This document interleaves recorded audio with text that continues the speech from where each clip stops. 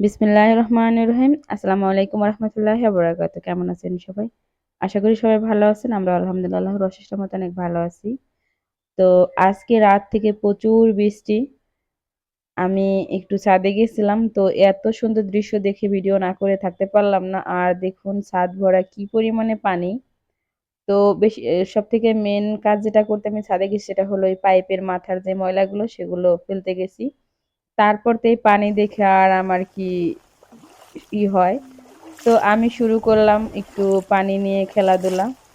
পানি একবার এরকম করতেছি। আমার আবার একটু ঠান্ডা, এমনিতেই ঠান্ডা লাগছে সেজন্য আর বৃষ্টিতে ভিজি নাই, ছাতা ছিল মাথায়। তো তারপর কিছুক্ষণ আমি একটু ছাদের এপাশ ওপাশ থেকে পাইপের মাথাগুলো পরিষ্কার করে দিয়ে তারপর আরো কিছুটা ভিডিও করলাম। আমার কাছে বেশ ভালো লাগতেছে, মন চাইছিল যে একদম বৃষ্টিতে ভিজি।